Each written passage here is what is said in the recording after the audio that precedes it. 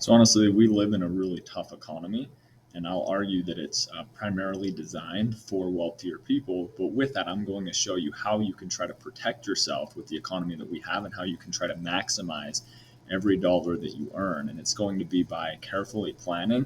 It's going to be doing the opposite of what some people on social media are promoting when it comes to buying nice cars, nice clothing.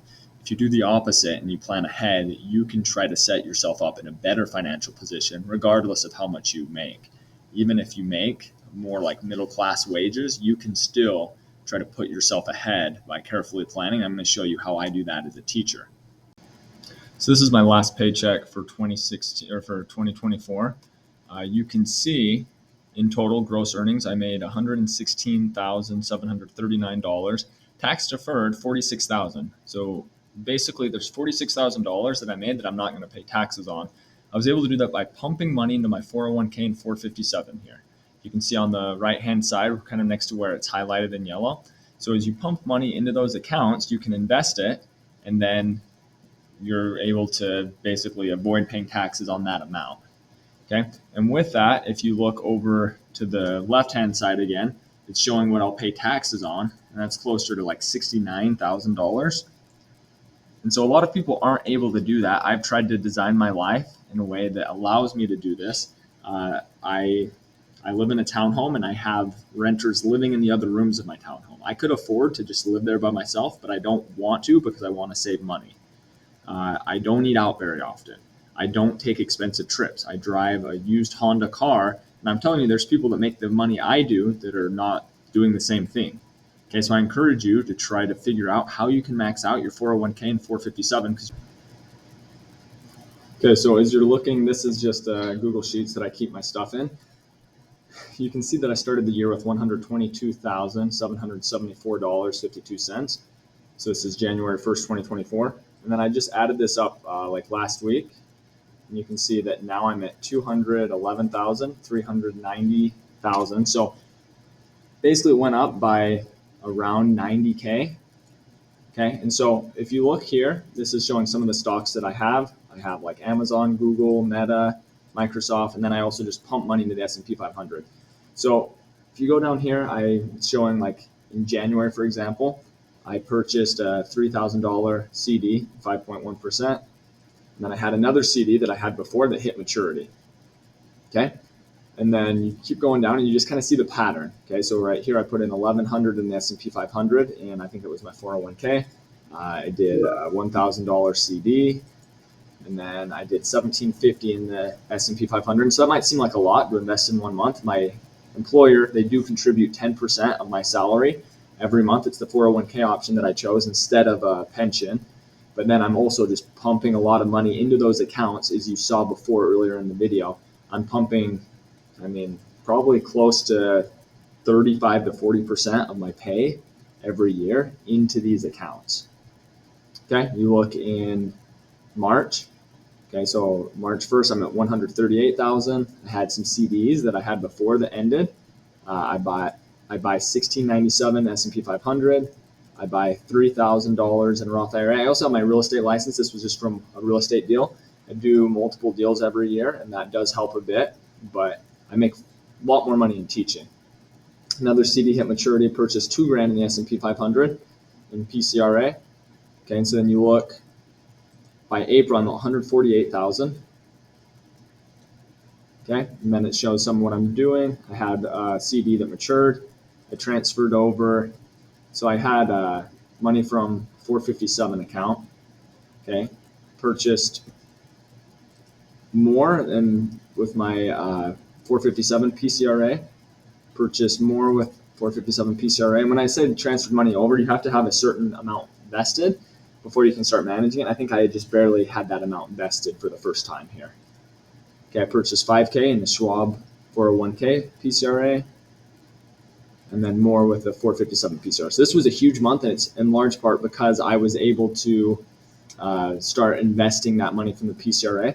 Now, if you look before, I always was including that money, but the idea was that I couldn't control it until I had a certain amount in there. So I was always accounting that in when I'd look at the different things. So for example, 457, right? Like here it's at 32,000, here it's at 34. And so I was always factoring that in. But then once I was able to start managing that, then I was able to start buying CDs with it, S&P 500 with it.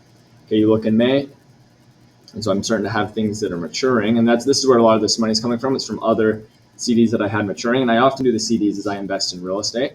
Okay, but here I'm buying CDs with 401k, and some of that's from money that had matured. 3K CDs, okay, going through. By June 1st, I'm 157,000. Okay, so I have one of my big CDs matured, and that helps quite a bit. So I keep track of, again, what's maturing and what I'm buying. Okay, and then with some of that money, I go 1,500 S&P 500, 2,000 in 457 PCRA, 3,700 S&P 500 in 401k, 9,000 in a CD that's going to expire in September. Okay, 3,200 in 457, and then 2,200 401k. So again, a lot of that money, it's like I will do these big CDs that then will mature. And again, I do that because then I'll basically loan myself money for properties with this. But you see a pattern. I'm just pumping money in to these accounts, as you saw on basically that pay stub I showed you. I pumped in $46,000 into these accounts throughout the year. And again, I have roommates that are paying me rent, and that helps quite a bit with my mortgage payments. I don't drive an expensive car. I don't take nice trips. This is why I'm against what Andrew Tate and Wes Watson and those types of people teach, because that high level of consumption is going to kill your ability to invest long term. Okay, August 1st, I have 170,000. Okay, I think I had something mature, so I buy $10,000 in 457. I don't know exactly what that was. I can't remember if I bought S&P 500 with it or where that happened exactly. Okay, you can just kind of see a pattern though, right? Going through. By September, I had 175,000, and a lot of this growth, if I'm putting 46,000 per year and it's growing 90,000, that means a lot of the growth has just been building up over time. Okay, but if I'm getting paid 116,000 in a year and I have my stock accounts going up 90K in a year, I'd say that's a pretty good sign. Okay, you look October, I'm at this point 181,000.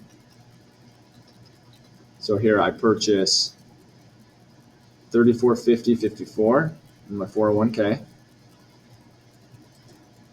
and then later in the month 2160 purchase. Okay, you look in November, 4,000 purchase. And when I say purchase, a lot of these, if I don't say CD, it's usually S&P 500. So I have 4,000 purchased in Roth IRA. Okay, 2871 purchased in 401k. 2679 401k. So I'm maxing out a 401k, a 457, and the Roth IRA, which doesn't have as high of a contribution limit. And so that's about 46k. I think 7k is the limit on Roth IRA. That's 53k. And then my employer puts in 10% of my salary, so then they're putting in about 11,600 roughly. And so with that, I'm investing about 64,000 into these accounts. Some of it is then being used for real estate that I loan out to myself, but some of it is just staying there. Okay, if you look on 1201, this was a huge growth in between 1101 and 1201, and the stock market was going kind of wild once Trump got in. But this is just showing some of what I purchased. I purchased about $8,000, or no, more than that, over $9,000 in November.